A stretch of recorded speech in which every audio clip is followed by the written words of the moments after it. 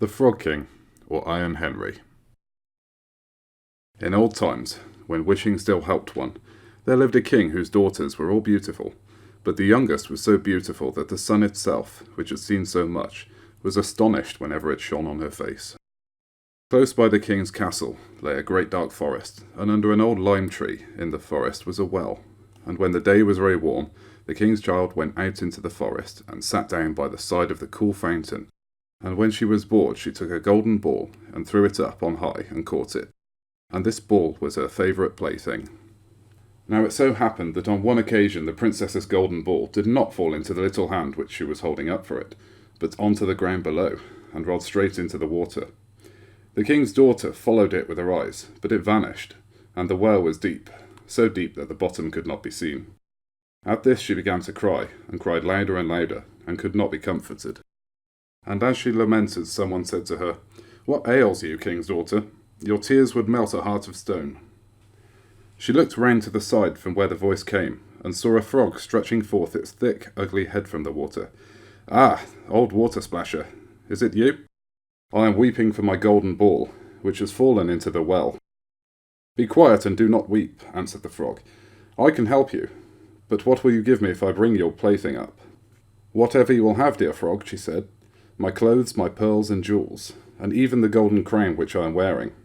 The frog answered, "I do not care for your clothes, your pearls and jewels, or your golden crown, but if you will love me, and let me be your companion and playmate, and sit by you at your little table, and eat off your golden plate, and drink out of your little cup, and sleep in your little bed, if you will promise me this, I will go down below, and bring your golden ball up again." "Oh yes," said she, "I promise you all you wish, if you will but bring me my ball again." She however thought, "How the silly frog does talk. He lives in the water with the other frogs and croaks, and could be no companion to any human being." But the frog, when he had received this promise, put his head into the water and sank down, and in a short while came swimming up again with the ball in his mouth, and threw it on the grass. The king's daughter was delighted to see her pretty plaything once more, and picked it up, and ran away with it. "Wait, wait," said the frog. "Take me with you. I can't run as fast as you can." But what did it avail him to scream his croak after her, as loudly as he could? She did not listen to it, but ran home and soon forgot about the poor frog, who was forced to go back into his well again. The next day, when she had seated herself at the table with the king and all the courtiers, and was eating from her golden plate, something came creeping, splish-splash, splish-splash, up the marble staircase, and when it had got to the top, it knocked on the door and cried, "Princess, youngest princess, open the door for me." She ran to see who was outside, but when she opened the door, there sat the frog in front of it. Then she slammed the door, in great haste, sat down to dinner again, and was quite frightened. The king saw plainly that her heart was beating violently, and said, "My child, what are you so afraid of?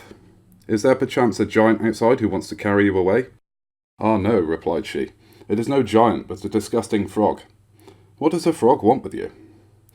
"Ah, dear father, yesterday, as I was in the forest sitting by the well playing, my golden ball fell into the water, and because I cried so, the frog brought it out for me, and because he so insisted, I promised him he should be my companion, but I never thought he would be able to come out of his water, and now he's outside there, and wants to come into me." In the meantime it knocked a second time and cried, "Princess, youngest princess, open the door for me. Do you not know what you said to me yesterday by the cool waters of the fountain? Princess, youngest princess, open the door for me." Then said the king, "That which you have promised you must perform. Go and let him in." She went and opened the door, and the frog hopped in, and followed her step by step to a chair. There he sat and cried, "Lift me up beside you." She delayed, until at last the king commanded her to do it. When the frog was once on the chair, he wanted to be on the table, and when he was on the table he said, "Now push your little golden plate nearer to me, that we may eat together."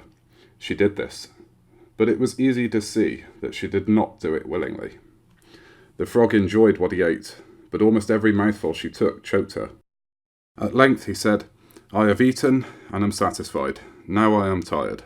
Carry me into your little room and make your little silken bed ready, and we will both lie down and go to sleep."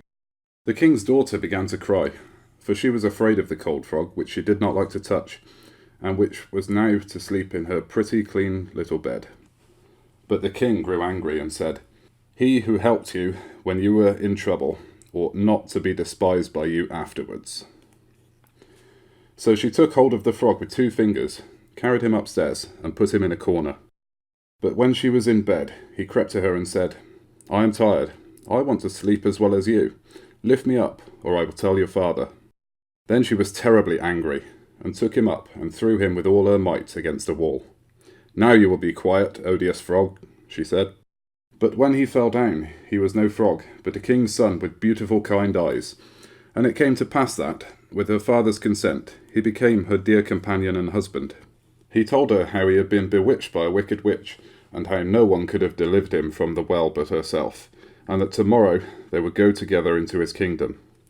Then they went to sleep, and next morning when the sun awoke, a carriage came driving up with 8 white horses, which had white ostrich feathers on their heads, and were harnessed with golden chains, and behind stood the young king's faithful servant Henry. Faithful Henry had been so unhappy when his master was changed into a frog, that he had caused 3 iron bands to be laid round his heart, lest it should burst with grief and sadness. The carriage was to conduct the young king into his kingdom. Faithful Henry helped them both in, and placed himself behind again, and was full of joy because of this deliverance. And when they had driven a part of the way, the king's son heard a cracking behind him, as if something had broken. So he turned round and cried, "Henry, the carriage is breaking." "No, master, it is not the carriage. It is a band from my heart, which was put there in my great pain when you were a frog, and imprisoned in the well." Again and once again, while they were on their way, something cracked, and each time the king's son thought the carriage was breaking, but it was only the bands which were springing from the heart of faithful Henry, because his master was set free and was happy.